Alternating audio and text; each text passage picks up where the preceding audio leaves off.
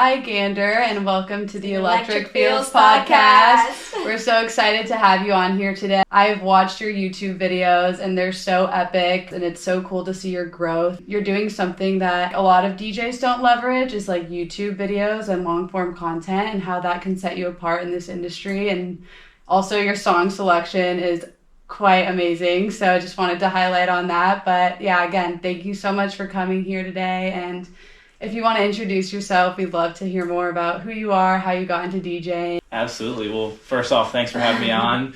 Love to spread the good vibes. Love talking about house music. But yeah, my name's Gander. I'm a DJ and producer from Scottsdale, Arizona.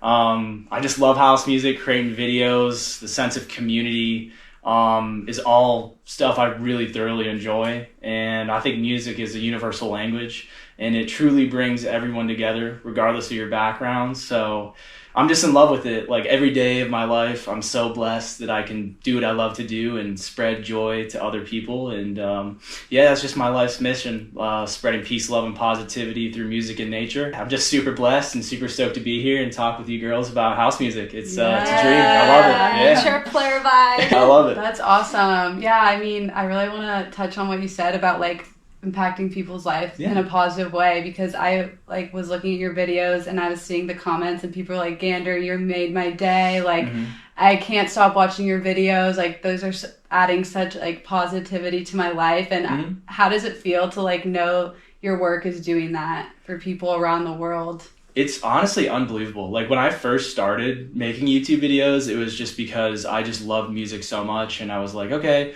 I'll see these videos, create content. I just wanted to, use that creative side of my brain. And, once I started putting out videos and, growing community and seeing those comments, I was like, oh my God, like, people will comment, and I'll repost on my Instagram every now and again. Like, hey, like I'm dealing with depression, anxiety, or like life struggles, I won't get too specific on it, but like, it's like my goal is like, I don't care if like one person watches my videos or like 100, whatever it is, but if I can make one person's day better, like that is everything to me. And like doing it through a medium that I love, like music and nature, and like people resonate with that. Yeah, and, they do. I just it just really fires me up. Like, and it motivates me not only like from a career standpoint, but also like a personal standpoint of like, hey, this is a community. Like, people love seeing the good vibes, like feeling that, and then them sharing their own personal stories, whether it's on YouTube comments, Instagram DMs, whatever it is. That makes me feel so good that people feel That's like so beautiful. a safe space. Do you remember like the first moment you're like got this influx of comments that you were just like, wow, like I'm making like this really big impact? Yeah, I mean, I'd say specifically, I probably couldn't pinpoint it, but there's definitely along the way where, some of the videos would take off and the comment section will take off as well. And I just go through and I respond to every single comment. So everyone watching the videos, like it's a super interactive community, and like I appreciate all of you. And I just love hearing people's story. Like some of the time it's people who don't even speak, English or, aren't from the States or from all over the world. And I just love reading people's stories and, how they reach out and hear their backgrounds and how music's affected them. Like sparks a lot of combos, like they say like music is the answer, but community really is the answer too. Like it brings it all together. All the vibrations it just raised, and it's just bringing so much light and positivity. Music to you is already something that's like fulfilling, but then when you add the element of like helping other people in their day-to-day lives and adding good vibes and like positivity, it's like even more than self-serving. Like you're serving others as well, and it's so beautiful that you can do that through your passion, right? So I think that's super cool. And I know I spent hours on YouTube watching sets because I love house music, and that's how I initially found you. True. She sends me a new one every day. She sent me so many of yours already. Yeah, like you made my days better, like truly. Yeah. But yeah, like when did you start DJing? Like what was that journey like for you? So the journey for me, it was honestly an unexpected one. Like I would say, I was a corporate guy before this. I went to school for computer science and finance, kind of a nerd, kind of focused on the corporate settings of things, right? What society tells you. I went through it. Our guidance counselors push college, right? University, and kind of that path. But I actually went to Brazil for a business internship. Nice. Was down there for about 3 or 4 months. It's a kind of a unique story where it's like, and I think this is like important for people listening, right? It's some of the times where people get lost or confused is like, well, I don't know what I want to do, right? Like, and it's like, well, you got to try things, right? Exactly. And some of the times when you least expect it is when you find that thing you love most. And for me, that came to Brazil. So I was out in Brazil, like after a long day's work, like my roommate actually he found this like rave per se, and I wasn't even 21 at the time, so I hadn't gone out in the States, and he drug me out to this like abandoned airport hangar. I was like, dude, where are we going, guys? Of course, this is how it always begins. And I was like, where are we going? We take this taxi and we're going off the beaten path, and I'm like, oh, where are we headed? So we end up at this abandoned airport hangar. We pull up, massive stage, unreal. We pull up probably midnight, 1 a.m. I was like, what's going on? It's already so late. And then these DJs start coming out and playing this stuff called house music. I had no idea what it was at the time. Yeah. And the Brazilian people, like, I love them so much. And honestly, Portuguese. literally, oh my God, like the shout out the Brazil family, like from like an analyst standpoint, like they come through every time. Like, I was gonna say, yeah, like in the comments, like not only on your videos, but on a lot of the music videos, sets, etc. that I watch, it's always like sending love from Brazil. Like, and I've met a few Brazilian people, and they're just very passionate and like loving, and so that's funny that you mentioned that. Yeah, unreal. Like the Brazilian people are amazing. Anyways, I just want to shout out the Brazilian family. We love you guys. Yes. But so I was at this like festival per se, and then I was like, this energy and seeing the DJs up there. This is an experience that an energy I've never felt before, and it was just contagious. It's addicting. Yeah. Once you experience your first festival, your first rave or something, wait, what is this? This is like, it's like the modern day human tribe, like coming together, and it's just, oh my God, beautiful. It just. So you were there, and after that, were you like, okay, like when's the next show, or was that when you kind of dove into like, how can I be a DJ? Or it was in the back of my mind, like it was there, like wow, that seems awesome. I wonder what that would be like. And then I came back after I was in Brazil, and then after that was like probably midway through the trip, and then I would just keep going to these events in Brazil. I was like, this is incredible. And then I came back to Chicago and went to my first ever Lollapalooza. Nice. And that's where I saw like Chris Lake, Rez, Mala, like Zed, Dylan Francis, just all the you're done after that. You're like, of course now. Yeah.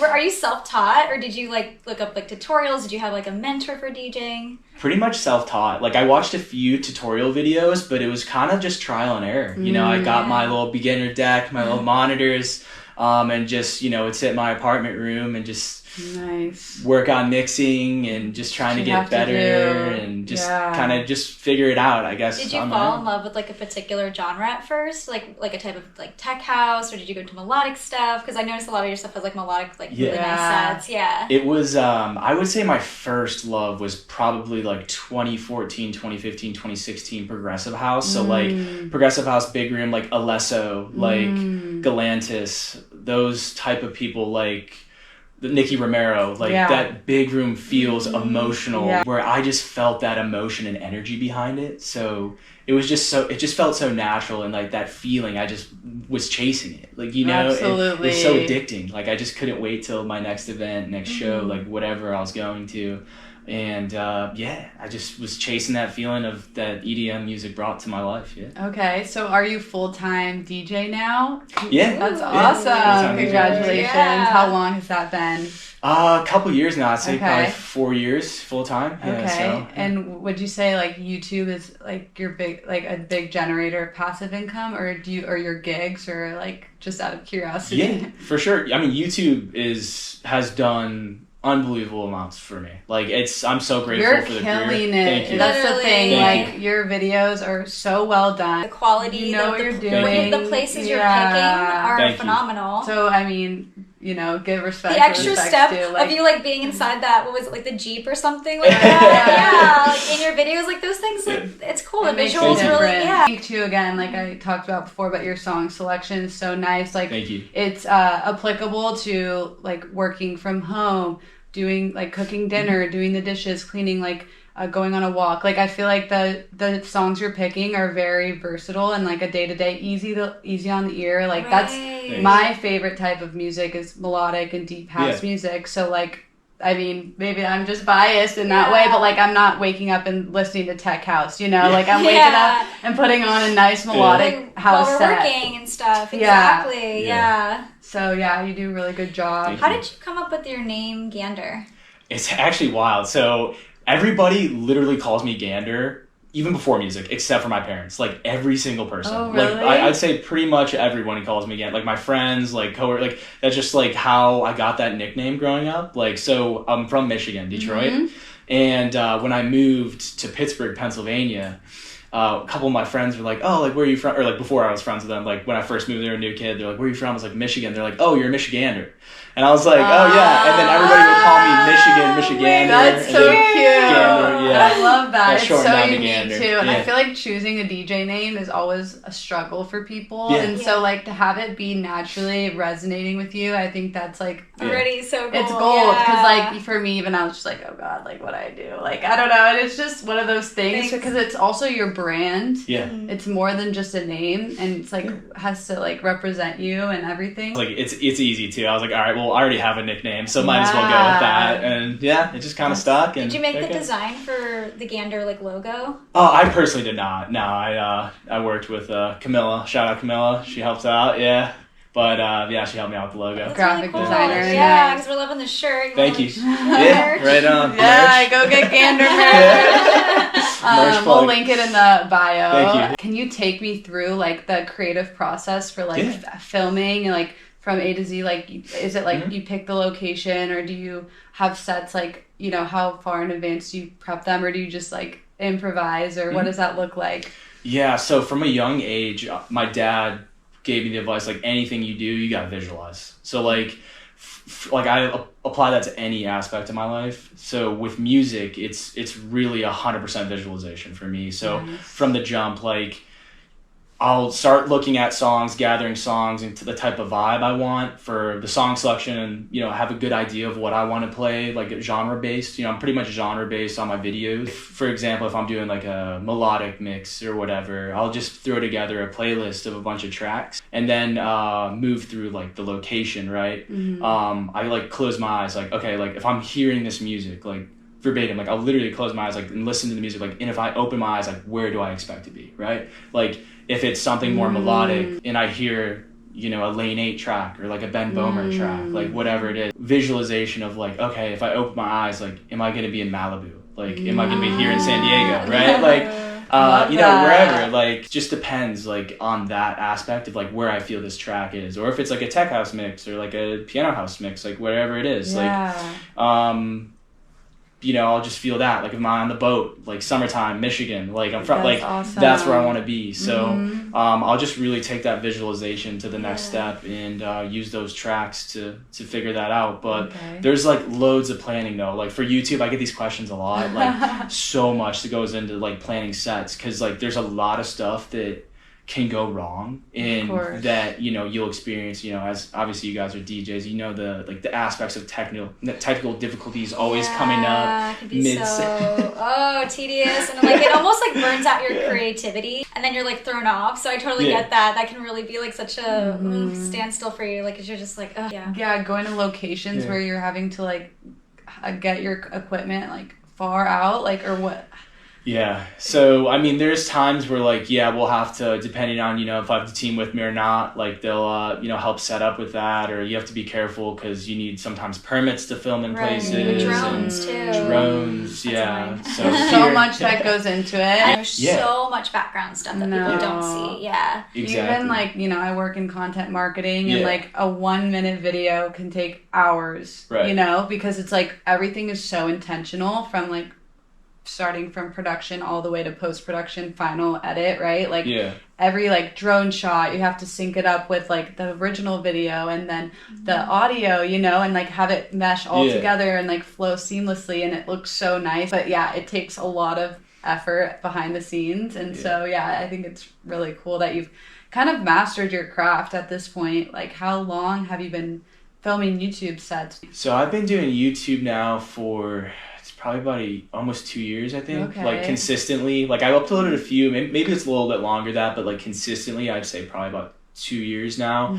And that's the thing with YouTube, though. Like, if I were to give anybody advice on YouTube, is like, don't chase trends, don't like chase views, likes, subscribers. Like, don't do that, because that's an unsustainable approach. Like, you got to be willing to like get behind it. If you get 5 views a video, 1 view a video, like, you got to love the process so much. You don't do music for that. You do it really to like show your art. Yes. So I definitely get that, and people can feel the energy, and I think that's why you're successful. Those like your energy actually shows through that screen. You know what I mean? Like, we can tell like you just generally love it, and that's what like, you know, projects to everyone.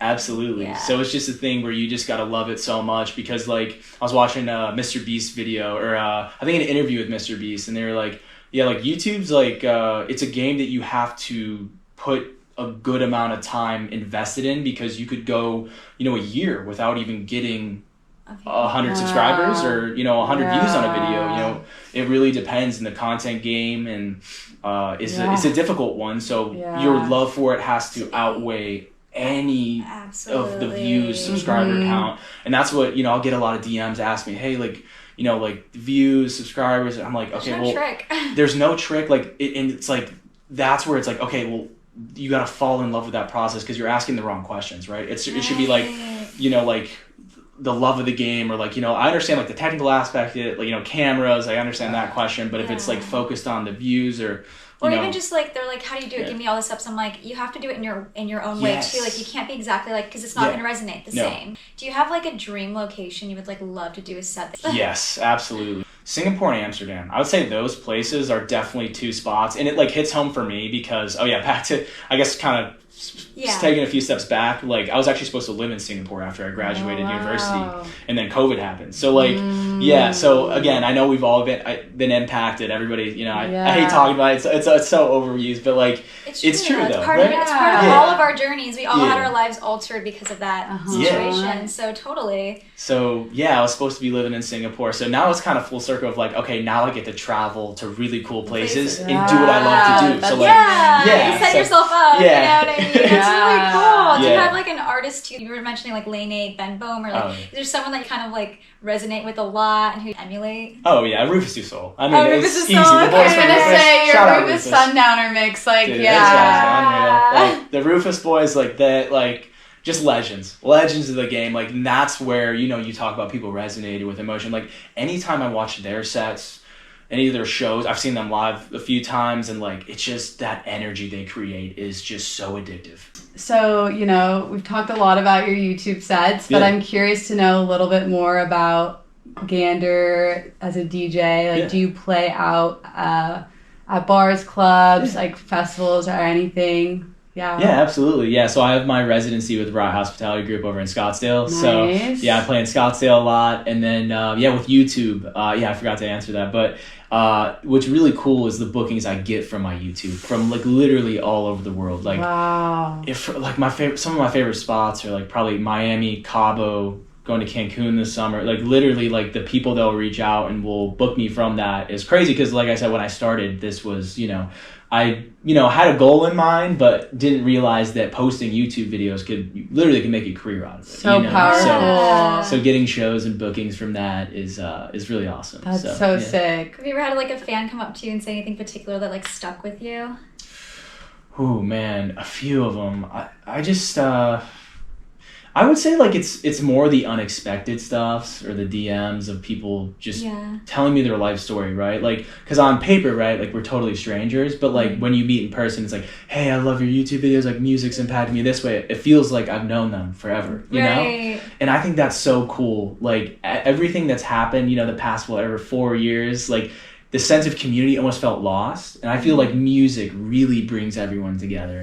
I'll probably repeat that 20 times on this podcast, but I believe it. Okay. I'm a firm believer in that, and a sense of community I think is so important. Especially with socials nowadays, right? Because we're all like behind screens, so like when you go to a festival, you're really like with a bunch of people, and you're experiencing that like all together. It's just different, you know. Like, you all like it. There's no like fighting or complaining. We're all just on the same wavelength, and we're like understand it, like especially when you're huge fans. EDM, like house music, is a universal genre, because anyone can connect with it from any location, any walk of life, like, as opposed to other genres who I feel like some of them are more location based, you know, like certain types of music is very like niche to its location, but like house music and EDM is like a worldwide phenomenon, and so like that just garners like way more people that can connect and relate to like what you're bringing out too. And I think it's so beautiful, like just seeing, you know, also videos from like sets of all around the world and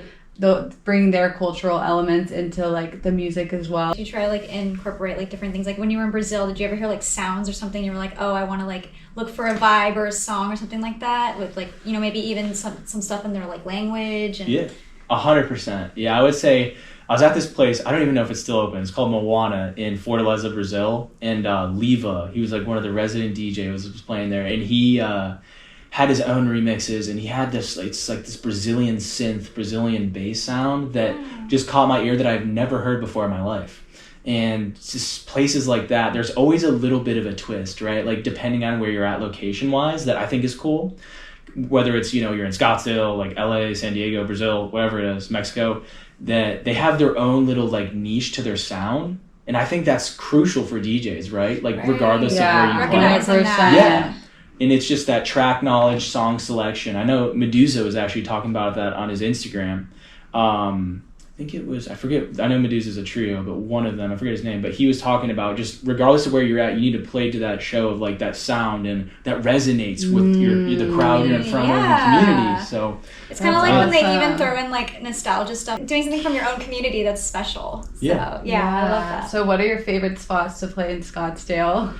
Oh, okay. So Maya Day Club's really fun. I like playing like the shows there, and you know, getting the opportunity to open up for some of my favorite artists, which is a really cool experience. Huge DJs play there. Yeah. So it's what it hits home. It's like, okay, like I play their songs in my mixes, and now like I'm playing in an opening like show for them, right? Like for example, would be in one example. Duke Dumont, Nora and Pure, Cream. Like I know those are like different vibes, right? You said our favorite person, Nora and Pure.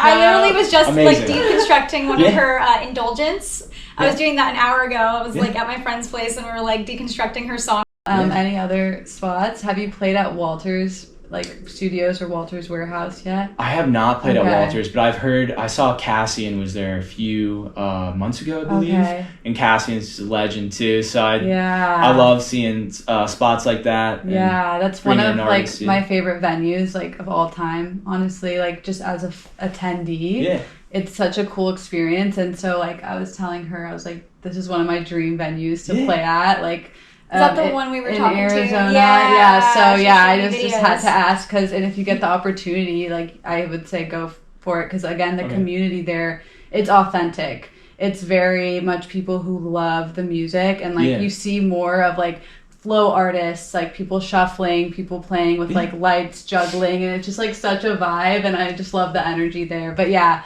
Had to ask because Phoenix has such a great house music scene, in my opinion. Like it's very like. There's like some underground stuff, and then there's like a lot of, you know, clubs and bars and like Shady Park. I don't know if they still throw shows though. They had that whole dispute with the apartment complex. Well, it used to be like you know, the iconic spot, and then like so that's awesome. Do you see yourself like as like a digital nomad in the future, kind of traveling around and playing sets, or where will we see Gander in a year? I hear you. No, honestly, that's where I'm feeling. Like I have moved around a lot with my upbringing, so I'm not afraid to move at all. And seeing new places, new things, meeting new people is kind of my thing. So anywhere in the world, really, like I'm down wherever the opportunity is, whether that's Brazil, Singapore, Hong Kong, wherever it is, you know. Nice. New Zealand, Australia. That's like Australia. Yeah, absolutely. Yeah. So you can do some cool stuff over there. Yeah, so I really don't have any, you know, ties anywhere. I'm just kind of following the house music vibes and just enjoying the ride. The house music. Yeah. All right, so we're going to do a little lightning round. So whatever answers just come to mind, you can say. But first one's going to be, what is your DJing hot take? DJing hot take. I know a lot of people say this and might get some flack in the comments, but I don't think reading the room is 100% of what you should do. I think, for example, on YouTube, if you put something out and you get behind it and you have energy and you put into a mix and you believe in that energy, I think your energy is far more important. 90% of the things that you could probably break down from a DJ set, you know, you get paralysis by overanalysis, I think. Like, that's the big saying, don't do that. So I just think as long as you get your energy behind it, you know, reading the room is crucial. But at the same time, I think your energy you put behind it is far more important. Because if you're standing up there and you're not showing any emotion, getting into it, like, nobody's going to get involved with it. We were talking about that. Remember how, like, some artists, I don't want to call it the it factor, but they walk in and you feel their presence. It's like a confidence or an energy. It's something about them and you're like, wow. And you're just like sucked in and you're like just ready to devour what they're going to bring. Yeah. You know? And also you're essentially like curating the energy and the vibe. So if the vibe is radiating from you as a person, it's going to resonate. Like, I mean, one example that we love, Patrick Mason. I'm sure you've seen him on Reels. He's like a techno DJ from Berlin, and he just does these crazy dance moves. And obviously that's taking it to like the next level. But like,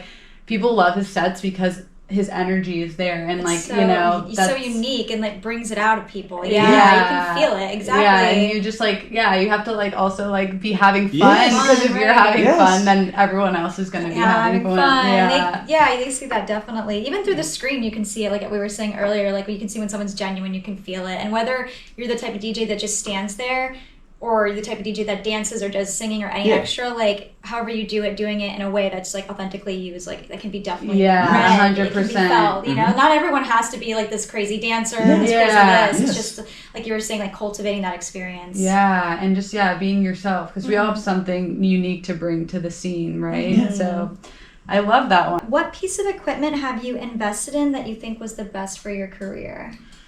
I would say the XDJ XZ from Pioneer. And why I say that is because I think, for me at least, starting out, it helped me understand, you know, and for those people who can't afford necessarily your standard 3000 setup, CDJ setup, it's a great piece of equipment to learn on that translates pretty similarly to a standard Nexus setup. So I think anybody starting out, like, obviously get your beginning controller, find out if you like it, but if you're willing to make that next step, I wouldn't recommend CDJs if you're going to be moving it around, because they're just, you know, they're individual pieces. So it's a pain. It's hard to lug out to like those locations. So the small ones, honestly, all you need, really. Absolutely. So for the XZ, for me, it was just easy to translate. You know, when I had that, I played that before I played on CDJs. So when I played on that and going to CDJs, it was easiest transition, because I was like, all right, I know where everything is. Like on the mixer, it's a little different with the screens, but here and there. But for the most part, I think it was a crucial part to easy transition to the club shows. And also with the camera equipment, I'm curious on that one, because there's so much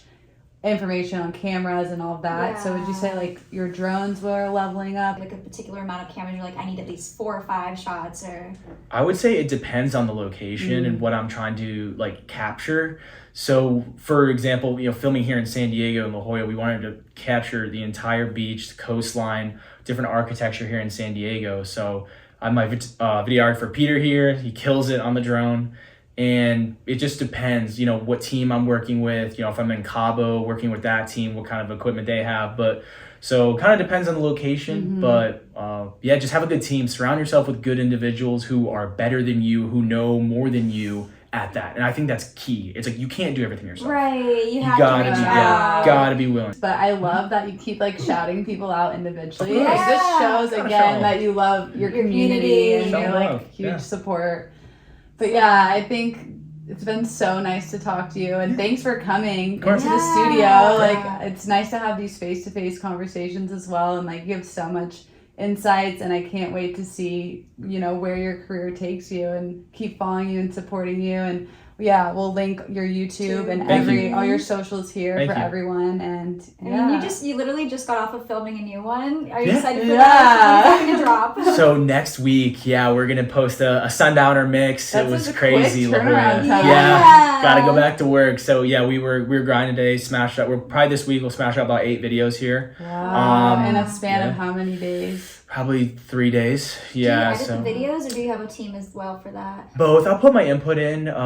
Peter's a great editor too, so he helps a lot with that. Yeah, he's a jack of all trades, man. That dude kills it. So, Nice. so yeah, I work with different editors and stuff, but Peter's killing the game right now. So I always gotta Shout show out love to the Peter. team. Shout Gotta out show love to Peter. the team. Yeah. Gotta show love to the team. So yeah, I'm stoked to post that video. That'll be up probably next Friday. So I'm looking forward to it. Yeah. Good vibes. Yeah. Well, thank you Yeah, so much for thanks coming on to the again. Electric Fields podcast. It was great. Welcome. Good vibes, good energy. And if there's one last thing you want to say to the camera, like, to your followers, anything you want.